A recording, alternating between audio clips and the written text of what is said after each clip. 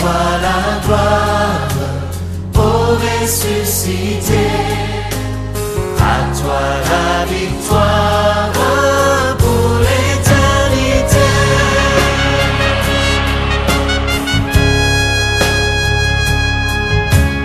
À toi la gloire, ô ressuscité.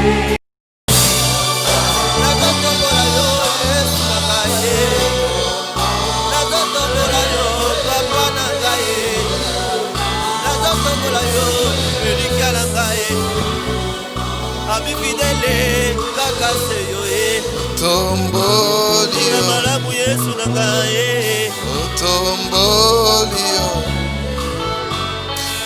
Tombolio, Tombolio, Tombolio, Tombolio, Tombama, Yesu Tombama,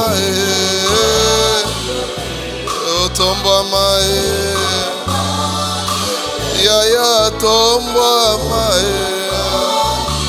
Totombolio Yaya, O Bongina Masanjoli, O Bongi na Lokumu, O Nzambe Nzambe Nanga, O Totomboli.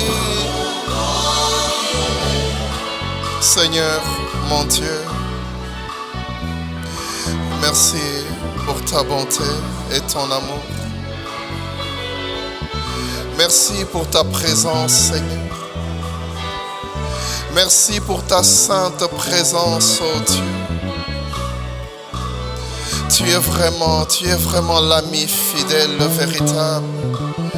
Tu es vraiment l'ami, le véritable. Et dans nos vies, Seigneur, quelles que soient les déceptions, quels que soient les problèmes, les circonstances, nous savons que tu es là, nous savons que tu es là. Nous savons que tu es là, tu es là, tu es là, tu es là. Tu es là. Oh Jésus, tu es là, Seigneur. Cet ami fidèle. Quand les pressions arrivent, il est là.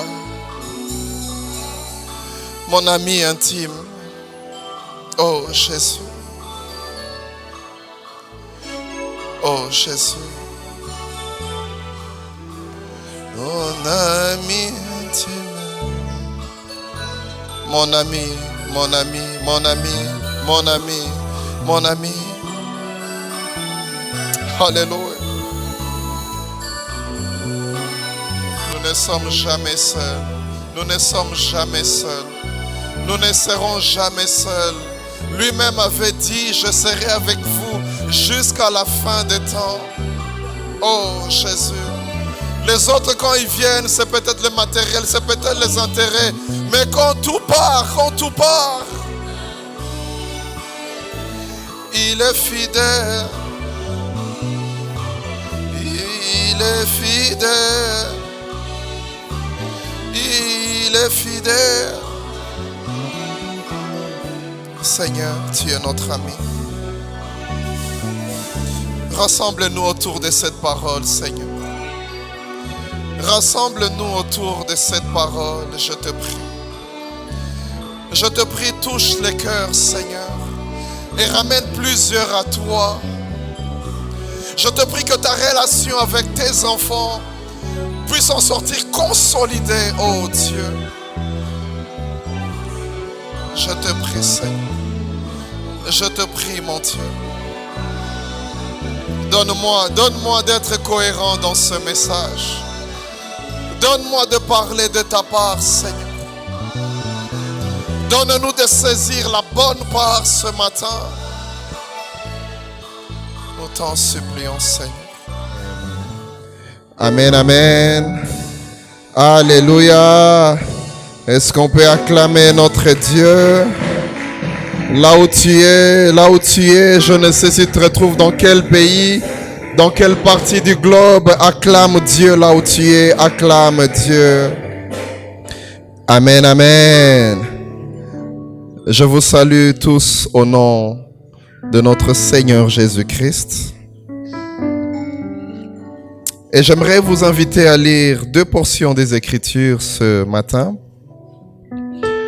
2 portions des Écritures, Actes 16, versets 16 à 25. Actes 16,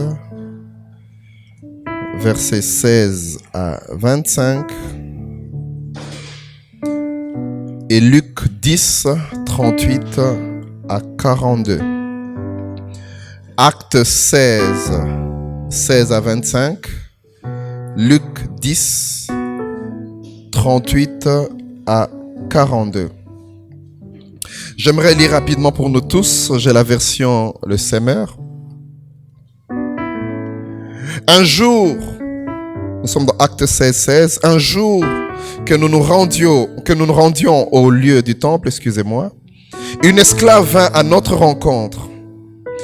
Elle avait en elle un esprit de divination et ses prédictions procuraient de grands revenus à ses maîtres. Elle se mit à nous suivre, Paul et nous, en criant à tue-tête. Ces hommes-là sont des serviteurs de Dieu très haut. Ils viennent vous annoncer comment être sauvés. Elle fit cela plusieurs jours de suite. À la fin, Paul, excédé, se retourna et dit à l'esprit, je t'ordonne au nom de Jésus-Christ de sortir de cette femme. À l'instant même, il la quitta. Lorsque le maître de l'esclave s'aperçut que leurs espoirs de gain s'étaient évanouis, ils se saisirent de Paul et de Silas et les traînèrent sur la grande place de la ville devant les autorités. Ils les présentèrent aux magistrats romains et portèrent plainte contre eux en ces termes. Ces gens-là sont des Juifs qui jettent le trouble dans notre ville. Ils cherchent à introduire ici des coutumes que nous, qui sommes Romains, n'avons point le droit ni d'accepter ni de pratiquer. La foule se souleva contre eux. Alors les magistrats leur firent arracher les vêtements et ordonnèrent qu'on les batte à coups de bâton. On les roua de coups et on les jeta en prison. Le gardien reçut l'ordre de les surveiller de près. Pour se conformer à la consigne, il les enferma dans les cachots les plus reculés et leur attacha les pieds dans des blocs de bois.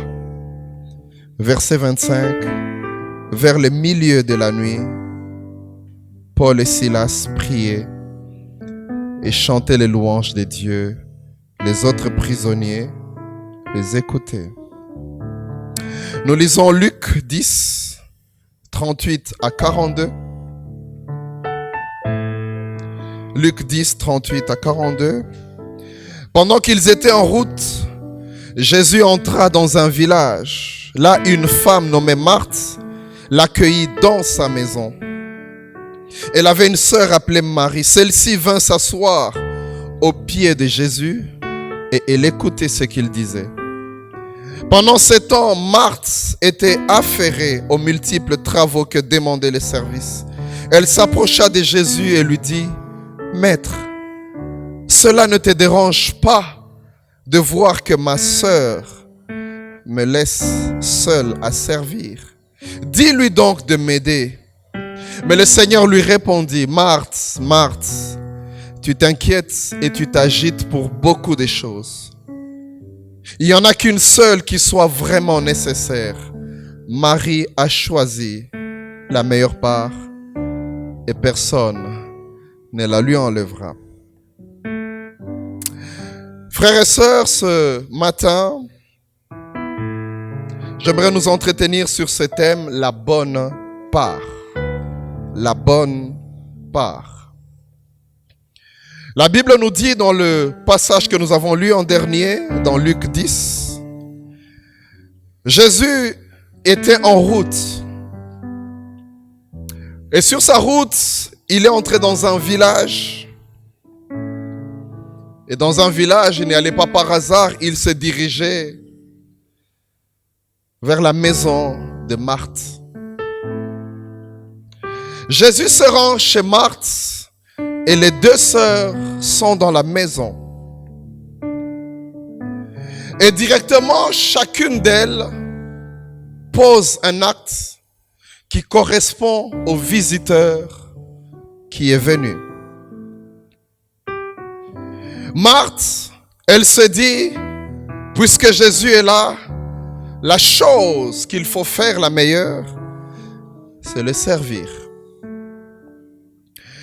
Mais Marie, elle choisit de s'asseoir et de l'écouter.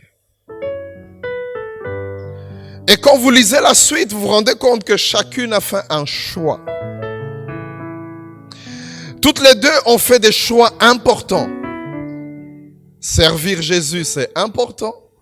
Écouter Jésus, c'est aussi important. Mais chacune d'elles a choisi ce qui lui semblait plus important dans tout. Marthe a choisi de s'occuper des tâches ménagères. Je ne sais si elle préparait la nourriture, si elle arrangeait quoi, je ne sais. Mais Marie, elle s'est précipitée pour s'asseoir et écouter. Et déjà à ce niveau, l'une des questions que j'aimerais poser, à laquelle nous répondrons au fur et à mesure, qu'est-ce qui est plus important? Servir ou écouter? Quand tu reçois Jésus dans ta maison, quand tu reçois Jésus, un invité comme Jésus, qui n'est pas un invité comme tous les autres, quand tu accueilles Jésus, qu'est-ce qui est plus important? Le servir ou l'écouter? La réaction de Marthe va nous aider à comprendre. Et vous savez, Marthe s'adresse à Jésus. Vous vous rendez compte qu'il y a une certaine familiarité. Au lieu de parler à Ruth, à Marie, je veux dire, parce que ça pouvait être facile, on le voit souvent dans nos maisons, quand il y a beaucoup de tâches, tu verras, on vient te parler à l'oreille. Dis Patrick, écoute, il y a quelqu'un qui va sortir, est-ce que tu peux bouger le véhicule? Je me lève, je vais bouger. Tu peux dire non, écoute, la tâche est grande, est-ce que tu peux m'aider avec la vaisselle? Mais Marthe s'adresse à Jésus. Et qu'est-ce qu'elle dit à Jésus? Dans ma version, on dit, Maître, ça ne te dérange pas de voir que ma sœur me laisse seule à servir? Ça ne te fait aucun problème. Tu ne te rends pas compte que je ne fais que travailler seul. En fait, elle veut dire à Jésus, arrête un peu, dis à Marie de venir m'aider et après tu vas revenir. Tu vas continuer ce que tu faisais, ce que tu lui disais. Mais qu'on termine d'abord le service.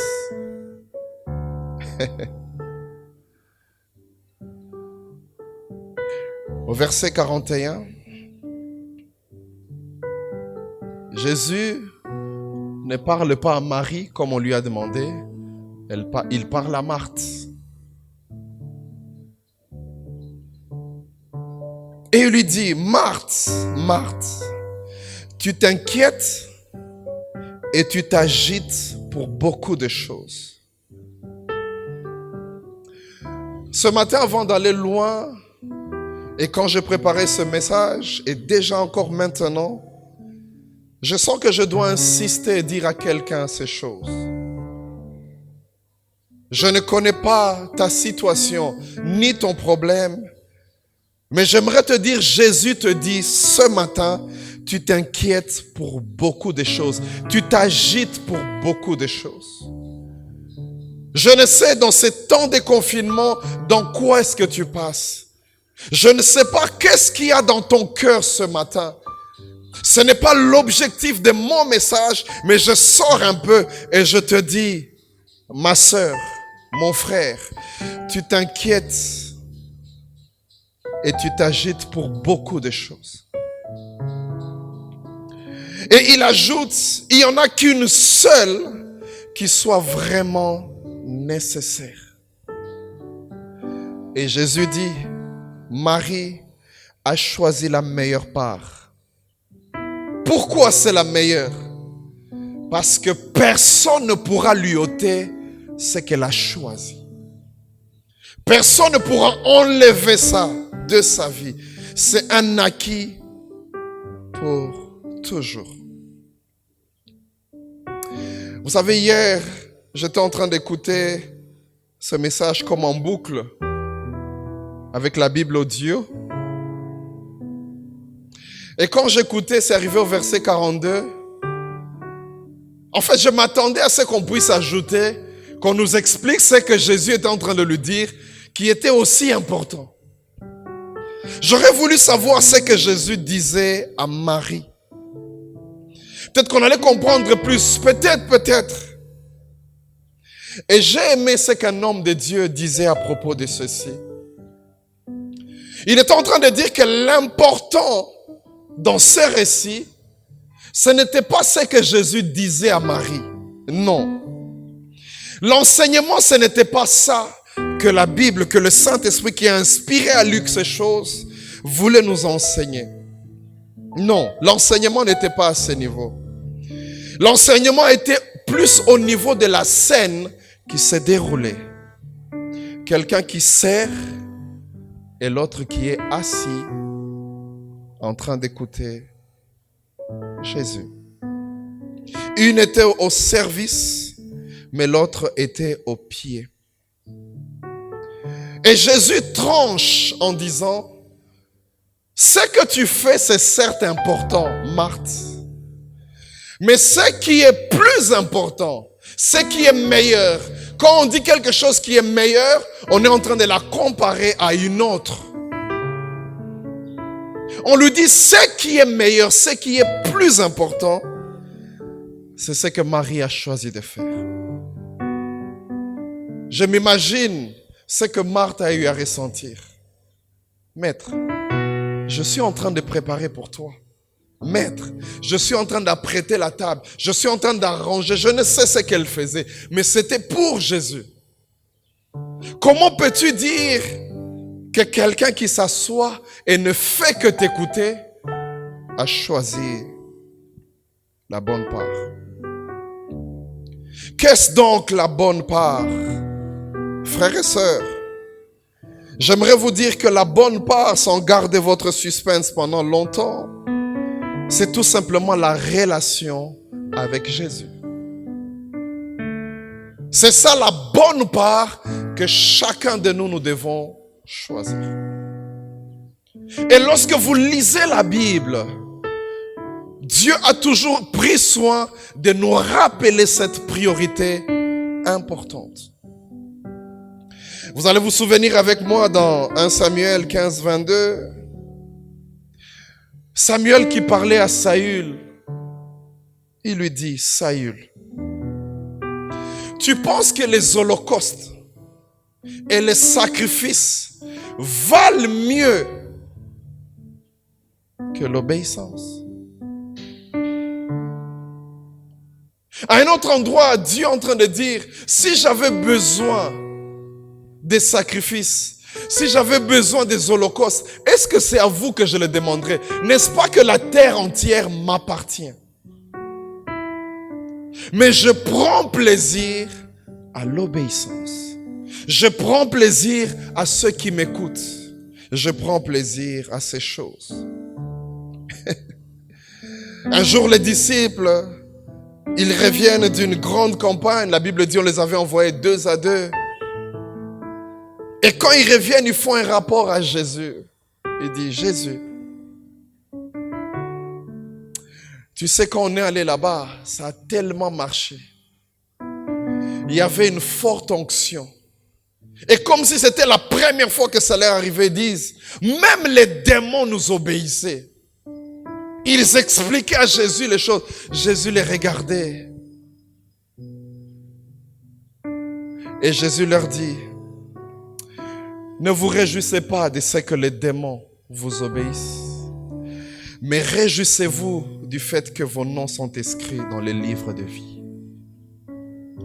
À chaque fois, Jésus ramenait, parce qu'avec nous les hommes, dans l'évolution des événements, des fois nous oublions les priorités, des fois nous oublions ce qui est important. Et il est important des fois de ramener l'église, de ramener les hommes de Dieu, les serviteurs, les servantes, de ramener les membres de l'église à ce qui est important. Ta relation avec le Seigneur.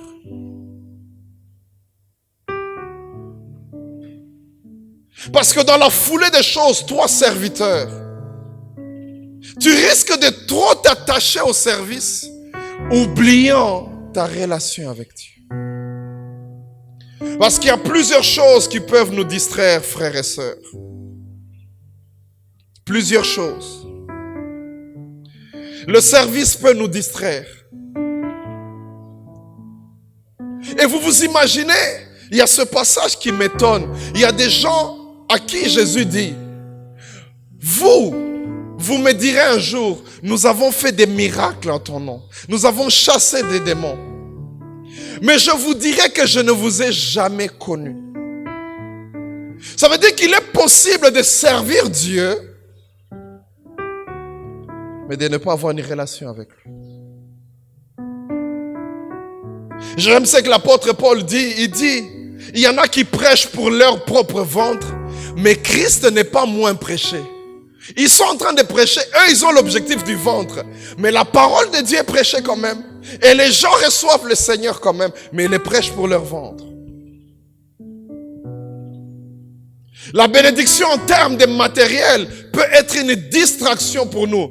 Et croire que nous avons l'approbation de Dieu parce que nous avons acheté, alors que Dieu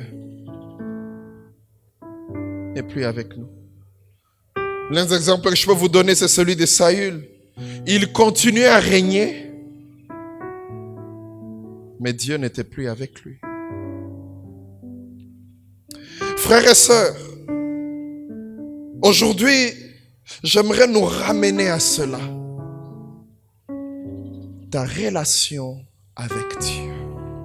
Elle est à quel niveau ce matin alors que je parle? Comment est-ce que tu évalues ta relation avec Dieu?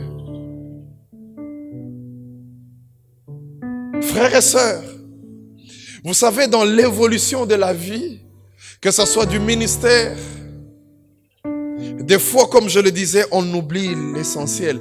Est-ce que tu continues à marcher avec Jésus? Tu avais bien commencé à l'époque. Tu avais pris des décisions à l'époque. Tu avais rassemblé tout ton amour vers une seule personne. Est-ce que tu l'aimes encore comme avant?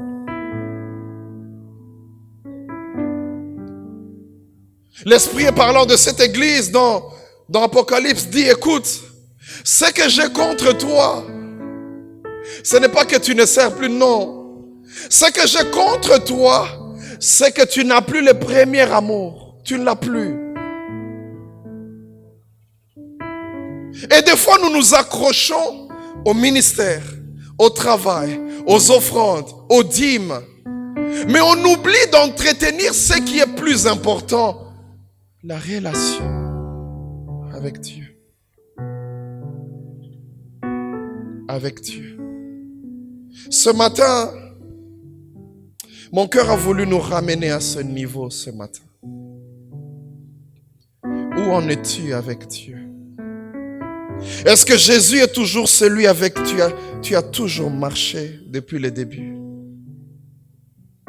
Vous savez, il y a des gens qui se sont habitués à la présence de Dieu. Ils ne craignent plus le Seigneur. Non. Ils parlent à Dieu comme si c'était quelqu'un de son quartier. Il n'y a plus cette révérence vis-à-vis de Dieu. Parce qu'on s'est habitué à lui. Il y a des gens qui m'écoutent ce matin. Ils avaient une crainte de Dieu à l'époque. Ils ne pouvaient pas faire des mélanges dans leur vie.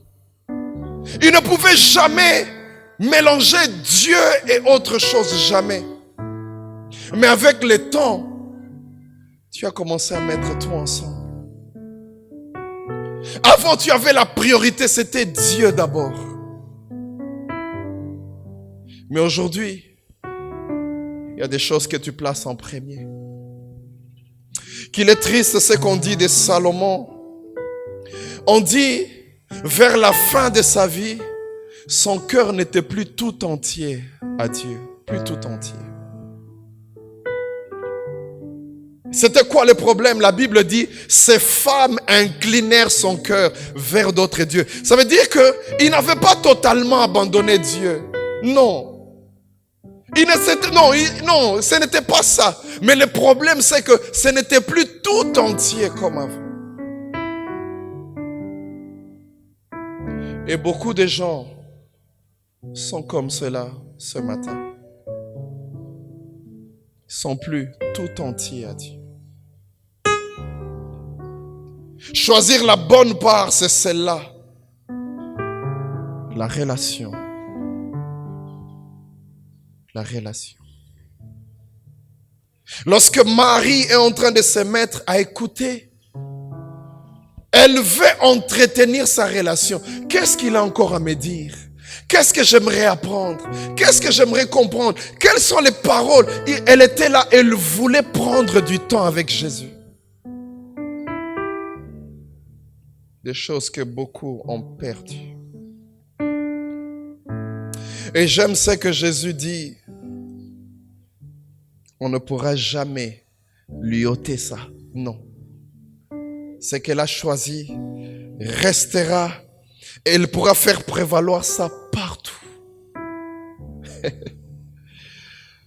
Le passage que nous avons lu en tout premier est un exemple frappant de l'apôtre Paul. Dans Actes 16, l'apôtre Paul se retrouve un jour en train d'aller au lieu de prière. Et voilà une femme, comme on le dit dans Louis II, qui avait un esprit de python. Dans ma version, on parle d'un esprit de divination. Et elle criait, elle disait certes la vérité. Ce sont des serviteurs de Dieu, écoutez-les.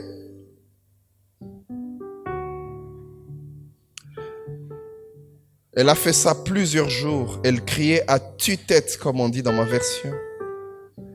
Et à un certain moment, Paul était excédé. Il s'est retourné. Il a chassé cet esprit mauvais.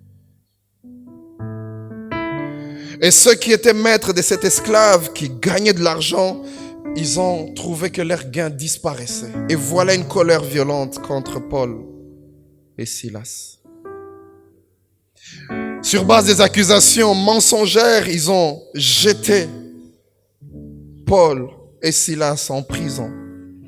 Au verset 23, la Bible dit, on les roua des coups et on les jeta en prison. Les gardiens reçurent l'ordre de les surveiller de près. Pour se conformer à la consigne, il les enferma dans les cachots les plus reculés et leur attacha les pieds dans des blocs de bois. L'apôtre Paul et Silas se retrouvent en prison. Paul et Silas ne peuvent plus prêcher. Ils sont en prison. Paul et Silas ne peuvent plus faire rien d'autre. Ils sont en prison. Paul et Silas ne peuvent pas faire aucun mouvement. Déjà, ils ont des douleurs parce qu'on les a frappés. Mais en plus, on les a mis des blocs de bois aux pieds qui prolongent la douleur. Mais pour Paul et Silas, la relation avec Dieu, elle reste même quand on est en prison. Même quand on est en prison.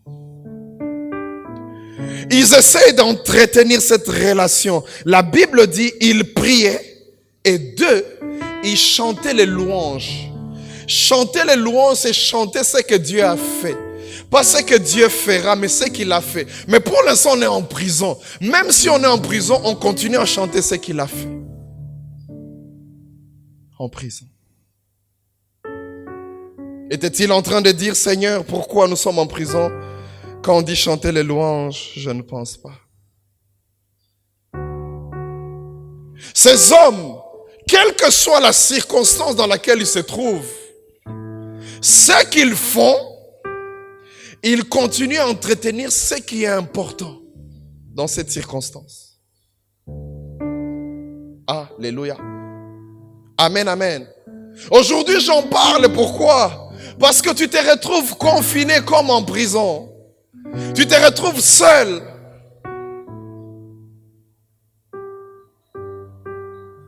Est-ce que ta relation avec Dieu est toujours la même? Là-bas, là où tu es. À quel niveau tu situes ta relation avec Dieu? Quand je parle, ma plus grande tristesse va vers ces personnes qui étaient quelque chose avant et qui ne sont plus. Ces personnes qui avaient une certaine intimité avec Dieu, mais qui n'y a plus. Ces personnes qui cherchaient Dieu, quel que soit. Vous savez, à l'époque, quand tu n'avais ni travail, ni voiture, tu cherchais Dieu.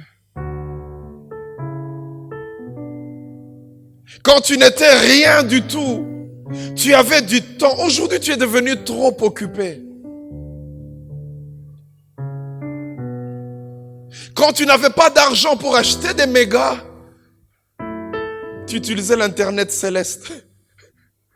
Tu cherchais Dieu. Mais maintenant que tu as internet, c'est autre chose que tu regardes.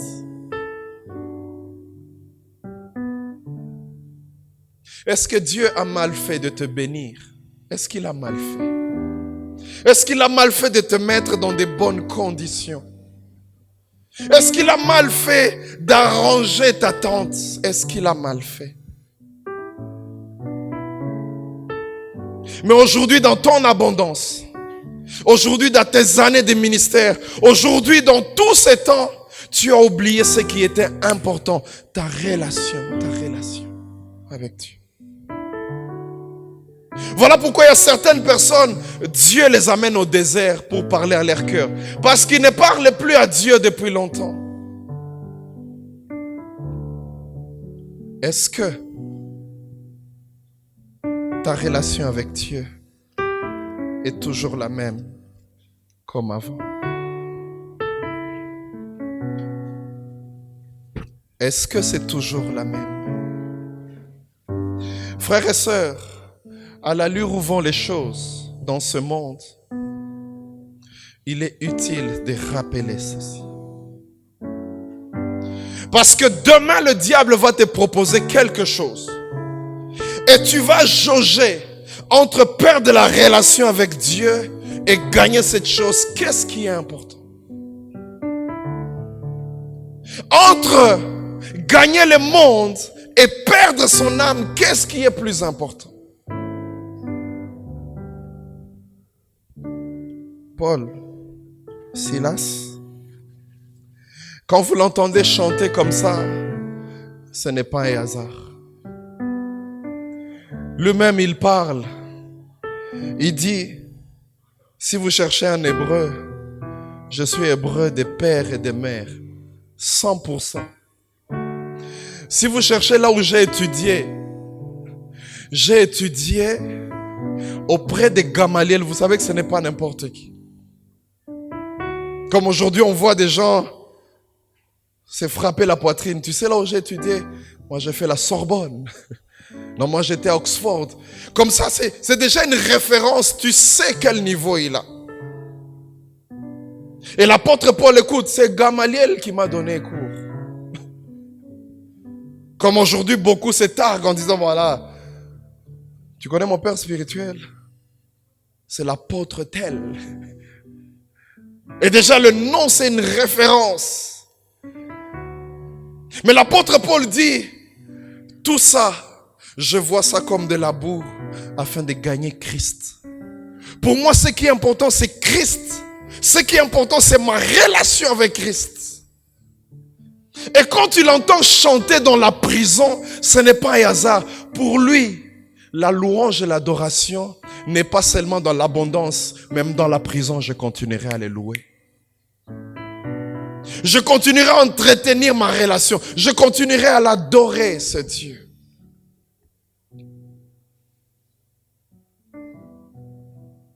Vous savez, Jésus a dit vrai à Marie. Il lui a dit, c'est la chose qu'on ne pourra jamais te voler. Et j'aime ce cantique de Laure Mbongo qui dit, Baïbaki Mbongo, Baïbaki réputation, Tema. Pour continuer qu'au Saint-Jolaï. Que je continue avec ma relation avec lui, même si tout est perdu. Silas et Paul, ils ont perdu la liberté, mais n'ont pas perdu la présence de Dieu. Aujourd'hui, tu es confiné chez toi. Les hommes t'ont arraché ta paix. Il y a des gens qui ont des visas qui ne peuvent plus voyager. On t'a arraché ça, mais on ne t'arrachera jamais ta relation et la présence de Dieu. Jamais. Tu peux faire des affaires et perdre l'argent. Tu peux perdre tout. Aujourd'hui, quand je parle à Paul et Silas sont en prison. Comment exercer le ministère en prison? C'est comme ça qu'aujourd'hui je vois des gens, eux ils ont entretenu la communion fraternelle. Quand ils allaient à l'église, ils se disaient je vais rencontrer tel, je vais voir tel. Mais maintenant aujourd'hui, on t'a arraché même la communion fraternelle. Tu n'as plus la communion fraternelle. Mais la présence de Dieu, on ne peut pas te l'arracher. Ta relation avec ton Seigneur. Pourquoi? Parce que lui peut te suivre partout. Tu peux être avec lui n'importe où. On ne te volera pas ça. Mon frère et ma sœur, qu'est-ce qu'il en est de ta relation avec Jésus? Nous sommes arrivés à une époque où on doit ramener l'évangile là où l'évangile doit être. Ta relation avec Jésus. Où est-ce que tu en es? Es-tu toujours la sœur là qui avait reçu Jésus en pleurant?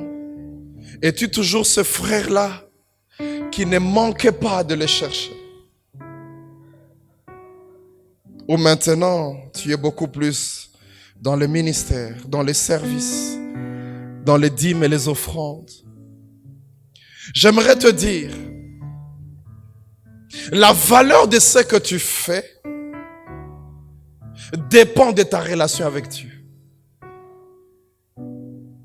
Alléluia. En d'autres termes, ce qui donne la valeur à tout ce que tu fais dépend de ta relation avec Dieu. Frères et sœurs, ce qui est intéressant ici, la Bible dit, ils chantaient les louanges de Dieu et les autres prisonniers les écoutaient. Ils étaient tous prisonniers, mais ils n'avaient pas la même attitude, ni la même espérance. Alléluia. Ils n'avaient pas la même attitude, ni la même espérance. Tous étaient prisonniers. D'ailleurs, eux, ils étaient dans les cachots les plus reculés.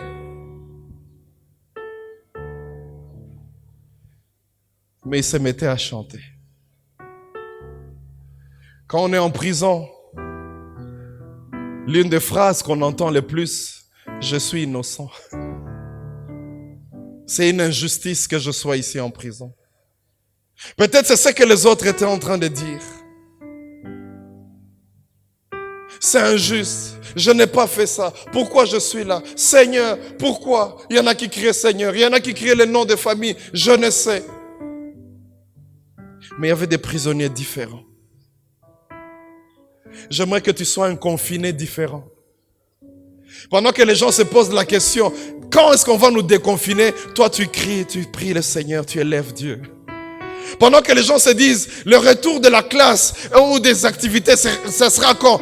Toi, tu adores Dieu, tu adores Dieu. Tu ne perds pas ton temps. La Bible dit, ils chantaient et les autres prisonniers les écoutaient. Nous, on se lamente et ils adorent Dieu. Et la Bible dit, tout à coup, un vent violent, un violent tremblement de terre, je veux dire, secoua la prison jusque dans ses fondations. Alléluia. Amen, amen. Oh, quand tu es avec Dieu, même si tu es en prison, tu es rassuré. Alors la bonne part, c'est quoi? C'est d'entretenir ta relation avec Dieu. Parce que même dans la fournaise de feu, tu n'auras pas peur. Il sera là avec toi parce que tu entretiens ta relation avec Dieu. Je ne sais si demander qu'on les délivre. Je ne sais pas. Mais la Bible dit un tremblement. Vous savez, notre Dieu est merveilleux. Notre Dieu touche l'essentiel du problème et le reste suit. Il n'a pas touché les portes. La Bible dit, un violent tremblement toucha les fondements et les portes s'ouvrirent. Il n'a pas touché les portes, il a touché les fondements. Alléluia. Voilà pourquoi quand ils étaient dans la barque avec Jésus, la Bible dit, il a menacé le vent parce que c'est le vent qui soulève les vagues.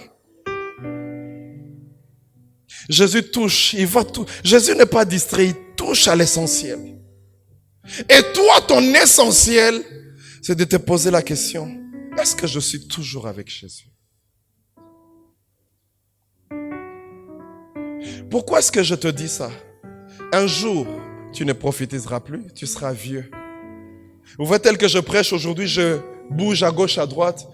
Si Dieu me prête vie, 80 ans, 90 ans, je ne sais pas combien d'années il me donnera. Un jour, dans ma bouche, il n'y aura plus de dents. Je ne saurai plus rien prononcer. Quand sera-t-il de la prédication? Si c'est tout ça, à quoi je m'attache? Un jour, tu seras vieille. Ta belle voix là ne sera plus bonne. Un jour, tu ne modéreras plus comme tu modères aujourd'hui. Un jour, ce sont des choses qui finiront. Tout ce qui te restera, c'est ta relation. Et l'exemple que Jésus donne en parlant de l'épouse et l'époux du mariage, c'est vraiment le meilleur exemple. Vous savez, à un certain âge, l'homme est fatigué, la femme est fatiguée. Il y a certaines activités qui disparaissent dans leur maison. Ils sont fatigués. Tout ce qui reste, c'est leur relation. Un homme de Dieu disait à sa femme, je t'aimerai jusqu'au niveau, je commencerai à dire, je t'aime, parce qu'il n'y a plus de dents dans la bouche. Je t'aime. Tout ce qui nous reste, c'est la relation avec Dieu. Tu peux tomber malade, tu ne viens plus à l'église, tu ne sers plus.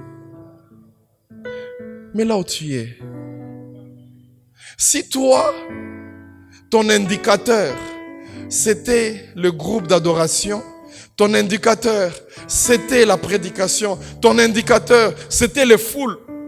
Maintenant, il n'y a plus tout ça. Alléluia. Amen, amen.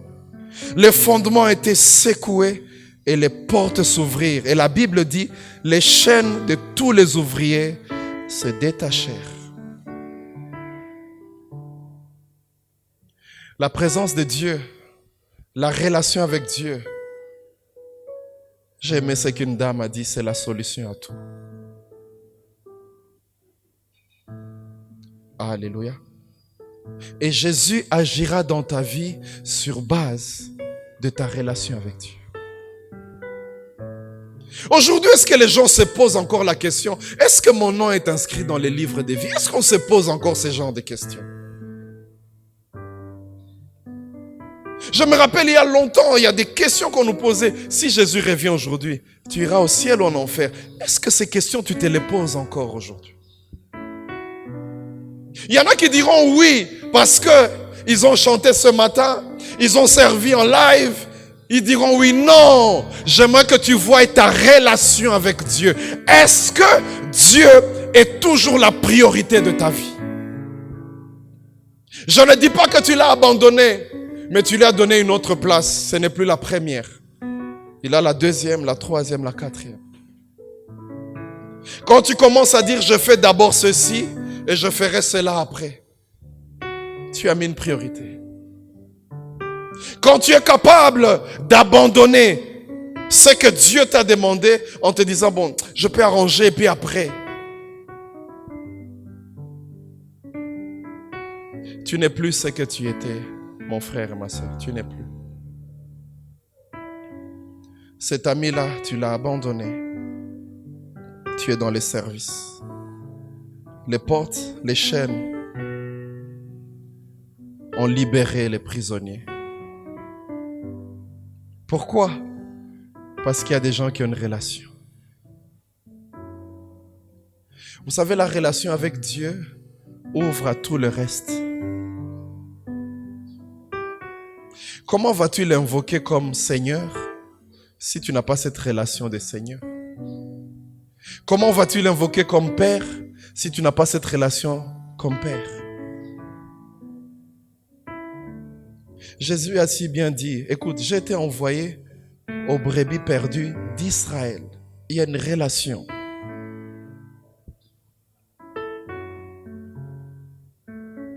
Mon frère et ma sœur,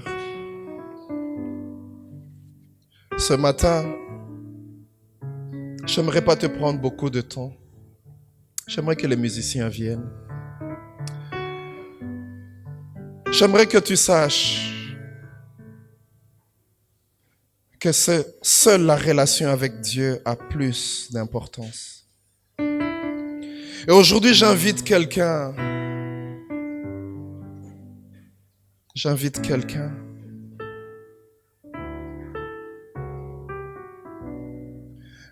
quelqu'un à revoir sa relation.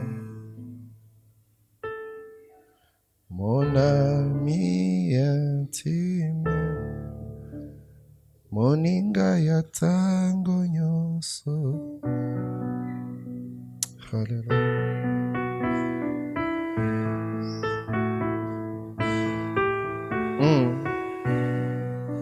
Là où tu es, j'aimerais, mon frère et ma sœur, que tu revoies ta relation avec Dieu. On te prêche tellement de choses, tellement de paroles, tellement. Mais aujourd'hui, je te ramène à l'essentiel. Ta relation avec Jésus. Mon meilleur ami.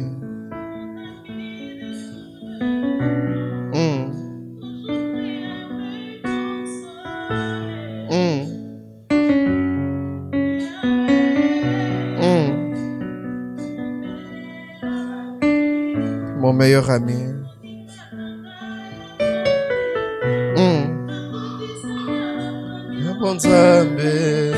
Hallelujah.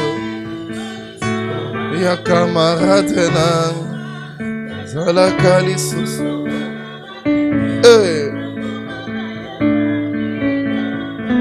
Ma relation avec Jésus, c'est tout ce qui te restera, mon frère. Alléluia. Entretiens ta relation avec Jésus, c'est ce qui est important.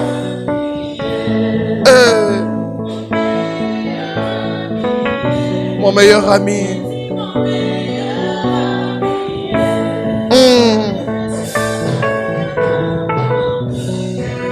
Impossible. Pouvez aimer comme personne. Alléluia.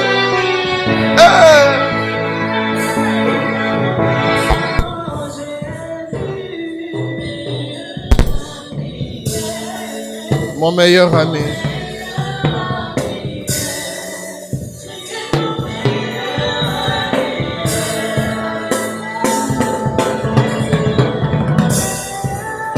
mon meilleur.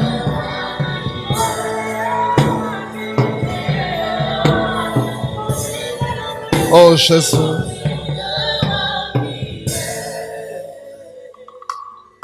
Pendant que le synthé continue à jouer, j'aimerais que tu parles à Dieu.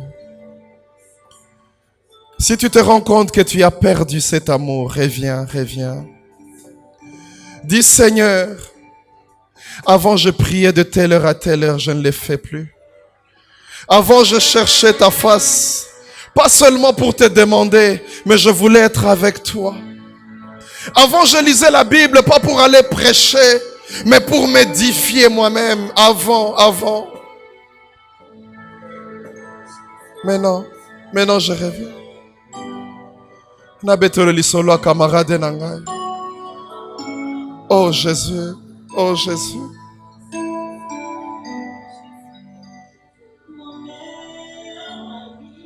Élève ta voix, prie le Seigneur pendant que la sœur chante. Est-ce que Jésus c'est ton ami? Est-ce que c'est ton ami intime ou tu en as d'autres? À qui est-ce que tu te confies? À qui? Qui est ton ami? Alléluia. Comme ami. Oh Jésus, meilleur ami.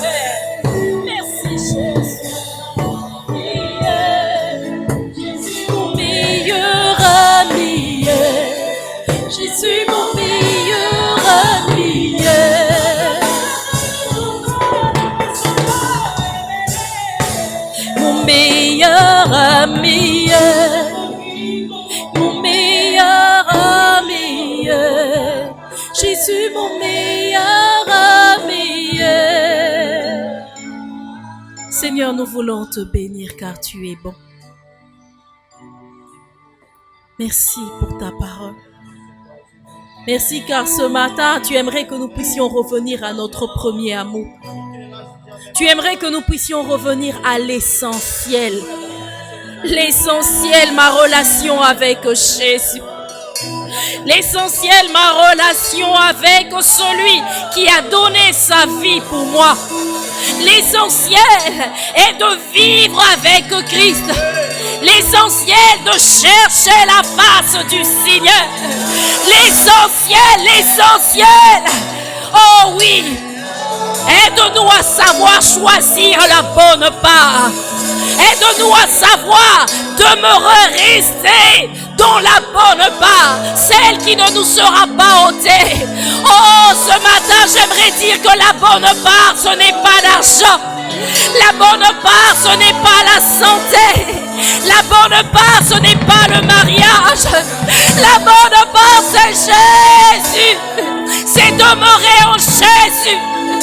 C'est demeurer dans le Seigneur. C'est de rechercher le roi des rois. C'est de chercher une intimité avec Christ.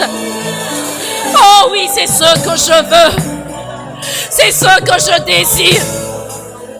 La bonne part. La bonne part, Jésus, c'est toi. C'est toi mon essentiel. Moninga yanga. Yamasolo yakati. Ces choses que je ne pourrais peut-être pas le dire tout haut. Mais nayoto solo la kayango. Béni sois-tu. Merci.